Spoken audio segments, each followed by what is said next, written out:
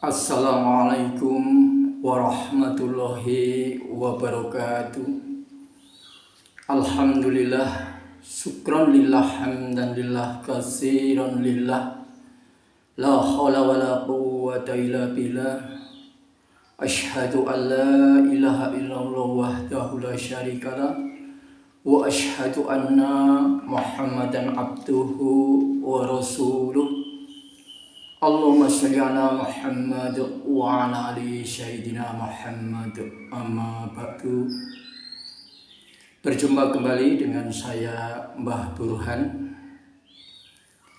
Semoga kita diberikan oleh Allah barokah kebaikan sehingga kita semua dapat menjalankan hidup ini dengan beribadah kepada Allah. Ada sebuah pertanyaan dari saudari kita maksudnya, yaitu pertanyaan dari Ibu Ati yang beralamat di Cilegon, Banten, Jawa Barat. Pertanyaannya adalah begini: apa perbedaan dukun dan kiai, Mbak? Nah, kalau kita mau minta tolong, sebaiknya minta tolong ke dukun atau kepada kiai. Nah, ini adalah sebuah pertanyaan. Apa perbedaan dukun dengan kiai? Nah, kalau kita minta tolong, sebaiknya minta tolong kepada siapa? Dukun atau Pak Kiai? Nah, terima kasih kepada Ibu Ati yang beralamat di Cilegon, Banten, Jawa Barat atas pertanyaannya. Baiklah, akan saya jawab. Tentu saja setiap orang punya pendapat, setiap orang punya alibi dalam mengamati sesuatu. Mengamati apa itu dukun, apa itu kiai, bahkan apa itu yang namanya pesulap. Nah, ini perlu kita bahas di sini. Nah, bagaimana kita membahas? Karena masing-masing orang itu punya kacamata sendiri-sendiri. Yang lebih akurat adalah kacamatanya adalah kacamata Al-Quran. Ini akurat dan pasti. Akurat dan pasti kebenarannya. Baiklah, untuk mengamati hal ini, apa itu dukun, apa itu kiai, apa itu pesulap, kita buka surat Al-Quran yang ada di dalam Al-Quran, yaitu surat Al-Alaq ayat 1-2.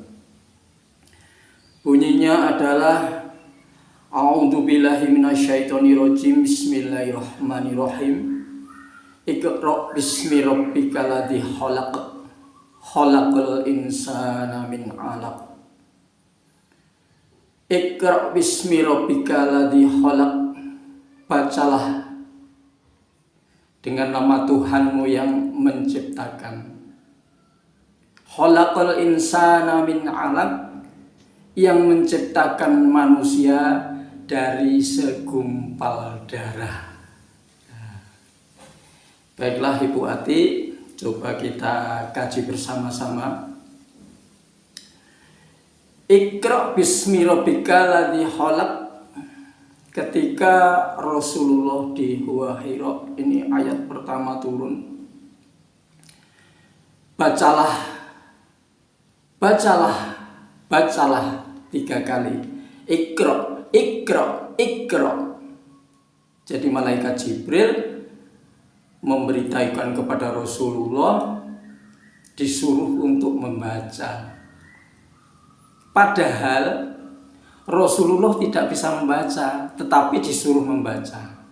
Sampai 3 kali, maka dijawab oleh Rasulullah, ya Jibril, aku tidak bisa membaca. Maka dilanjutkan oleh malaikat Jibril, Iqra' bismi rabbika ladzi khalaq. bacalah dengan nama Tuhanmu yang menciptakan. Jadi yang namanya membaca itu tidak harus membaca huruf. Jadi yang dibaca bukan huruf. Membaca adalah bisa suatu peristiwa itu dibaca. Peristiwa bagaimana Allah menciptakan manusia. Iqra bismi rabbika ladzi khalaq. Bagaimana kita membaca tidak dengan tulisan? Allah ini mengajarkan manusia dengan kalam, juga dengan pena. Nah, ini dengan kalam kita ini disuruh oleh Allah Iqra bismi rabbika, yaitu dengan nama Allah, artinya berzikir kepada Allah, Allah yang menciptakan, yaitu Allahu Khaliq. Ini bisa kita zikirkan Allahu Khaliq, Allahu Khaliq, Allahu Khaliq. Dipahami bahwa Allah lah yang menciptakan segala sesuatu, kemudian dirasakan di dalam hati sampai merasuk dalam pikiran, kemudian kita wujudkan di dalam perbuatan. Seandainya kita melihat sesuatu ciptaan Allah, maka kita mesti ingat kepada Allah bahwa sesuatu itulah yang menciptakan Allah. Iqra bismi rabbika ladzi khalaq.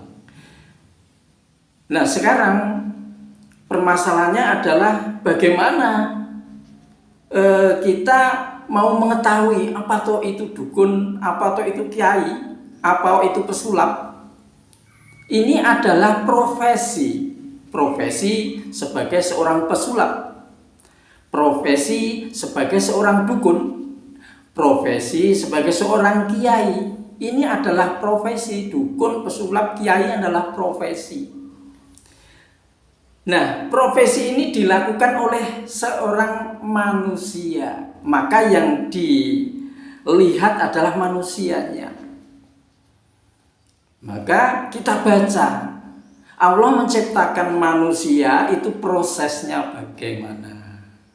Yaitu khalaqal insana min 'alaq, bahwa manusia ini diciptakan dari segumpal darah. Tentu saja segumpal darah dari ibu yang kita kenal adalah indung telur, kemudian dibuahi oleh sperma dari laki-laki. Jadi kalau orang Jawa simbol neton ini adalah jenang abang, jenang putih. Nah, ini maksudnya adalah ajaran untuk supaya manusia mengetahui dari apa dia diciptakan. Jadi dari segumpal darah, kemudian dibuahi, yaitu darah putih dari seorang laki-laki. Maka dipertemukan dalam waktu 40 hari, ini menjadi segumpal daging. Diproses oleh Allah dalam waktu 4 bulan, maka sudah berbentuk, kemudian disempurnakan dalam waktu 7 bulan. Allah meniupkan roh. Nah, ini Allah meniupkan roh, tiupkan roh.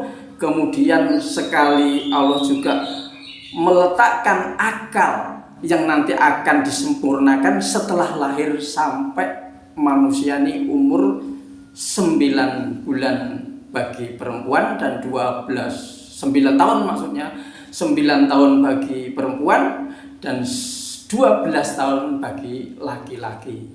Ini akan disempurnakan akalnya. Nah, ini kemudian ini proses.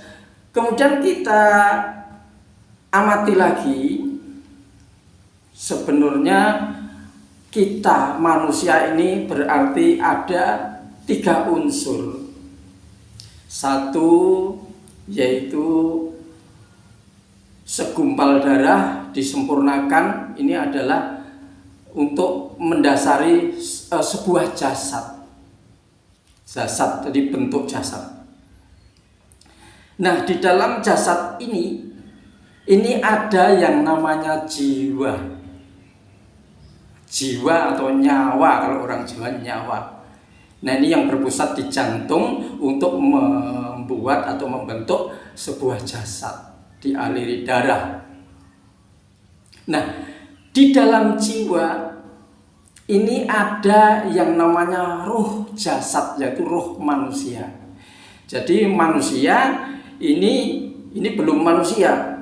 Manusia nanti kompletnya yaitu jasad, kemudian jiwa dan roh, kemudian diberi akal, kemudian ditiupkan roh dari Allah, yaitu namanya ruh idhofi yang bersifat rububiyah. Ini namanya baru manusia. Nah, kalau dipisahkan jasad, kemudian di dalamnya ada jiwa, kemudian di dalamnya ada ruh, ini tidak berbeda dengan yang namanya hewan. Hayawan juga punya jasad, punya jiwa atau nyawa, punya ruh, tapi ruh jasad, namanya hayawan. Tetapi tidak diberi akal dan ruh idhofi. Ini namanya hayawan. Jadi untuk kita ini ada 3 unsur, yaitu hayawan, kemudian akal, kemudian ruh idhofi. Jadi ada 3, hayawan, kemudian akal, dan ruh idhofi. Jadi kalau ketiga-tiganya ini bersinergi, hayawan, akal, ruh idhofi ini bersinergi, ini baru disebut manusia. Tetapi kalau hayawan kemudian dengan akal tidak bersinergi dengan ruh idhofi, atau kalau dikenal para ulama adalah Nur Muhammad, yaitu cahaya yang terpuji, maka orang itu akan dikatakan hayawan atik, yaitu hewan yang mempunyai akal karena tidak mau bersinergi dengan ruh idhofi. Kemudian kita bisa amati, kita bisa dengan kesimpulan ini bisa mengaplikasikan ke dalam seseorang. Misalkan dukun, ternyata seorang dukun itu ada dukun yang baik, tetapi ada juga dukun yang abal-abal, jadi tidak baik. Ada dukun yang baik, ada dukun yang abal-abal. Begitu juga kiai. Kiai ini ada kiai yang baik, berkualitas sebagai manusia tadi, ada 3 unsur bersinergi. Tetapi ada juga kiai yang kiai abal-abal. Nah, ini kiai juga ada yang kiai abal-abal. Begitu juga pesulap. Nah, ini pesulap ini ada yang pesulap yang baik, yang bisa bersinergi dengan 3 unsur tadi. Tetapi ada juga pesulap yang abal-abal. Jadi kita tinjau manusianya, profesinya juga bisa dilibatkan. Contoh ini ya, kita mengupas dukun dulu.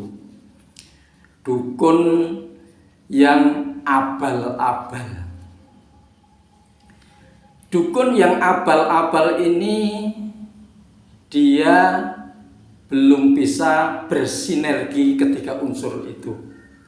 Dia hanya bersinergi dengan jiwa dan ruhnya, yaitu jiwa ruh hayawan tadi. Di dalam jiwa ini ada 4 unsur, yaitu amarah, alwamah, supiyah, mutmainah. Jadi rohnya bersinergi dengan jiwa yang mempunyai 4 unsur. Kalau ada seseorang datang minta tolong, Mbak, ekonomi saya ini seret, bagaimana caranya supaya lancar? Maka sang dukun yang profesional ini akan menggali, akan memanggil yang namanya unsur yang 4 tadi, terutama yaitu al-wamah. Jadi al-wamah ini tugasnya ini adalah untuk mencari rezeki. Jadi sedulur papat limo pancer ini, limo pancer adalah ruhnya, kemudian saudara yang 4 itu amarah, alwama, supiah, mutmainah. Jadi amarah ini yang berhubungan dengan derajat pangkat, kemudian supiah ini yang berhubungan dengan kasmaran, katresnan, mahabbah. Kemudian supiah ini yang bersinergi, supiah ini bersinergi masalah asmara. Kemudian mutmainah ini adalah ketenangan. Inilah 4 unsur ini yang membungkus ruh. Ini tidak hewan, tidak manusia yang belum bersinergi dengan ruh idhofi, ini sama. Hayawan ini juga ingin makan, ingin mencari rezeki, punya amarah. Kalau dia digoda ini akan ada marah, punya keinginan seksual, tidak sama. Jadi hayawan atik ini adalah manusia yang mempunyai akal, yang tidak mempunyai akal adalah hayawan. Nah ini kemudian dilanjutkan sang dukun tadi, sang dukun bersinergi dengan jiwa yang mempunyai 4 unsur tadi, disesuaikan dengan kebutuhannya. Jadi rohnya bersinergi, akal sudah ditinggalkan. Jadi yang namanya perdukunan itu sudah meninggalkan akal. Ini yang profesional, hanya bersinergi dengan roh hayawan tadi, bersinergi dengan hawa nafsunya yang 4 tadi. Tinggal kebutuhannya mau apa. Nah kemudian kalau dukun yang profesional dan baik, maka dia akan melanjutkan dengan akalnya, dia bersinergi dengan masyarakat, kemudian dengan ruh idhofi, supaya dia sendiri bisa menjadi manusia yang sempurna. Dia juga beribadah kepada Allah, menganggap bahwa profesinya ini adalah sebuah profesi, bukan dijadikan Tuhan. Jadi Tuhannya tetap Allah SWT yang membuat jagat raya ini, yang menciptakan jagat raya ini. Maka sang dukun itu yang profesional ini akan belajar mengenal alam malakut. Ini alam malakut, alam malaikat. Kalau Islam maka dia akan belajar melalui Al-Quran. Hasil Al-Quran ini dari alam malakut yang dibawa oleh Jibril alaihissalam. Dia akan mendalami, melaksanakan apa-apa yang terdapat dalam Al-Quran. Kemudian dia meningkat mengenal alam Jabarut, yaitu mengenal kepada ruh idhofi yang ditiupkan oleh Allah ke dalam jasadnya. Kemudian nanti kalau sudah meninggal, maka roh hayawan tadi yang dibungkus oleh jiwa ini akan diantarkan oleh Nur Muhammad atau roh idhofi tadi untuk bertemu dengan Allah. Inilah manusia, menggunakan akalnya, menggunakan nafsunya, menggunakan ruh idhofinya bisa bersinergi.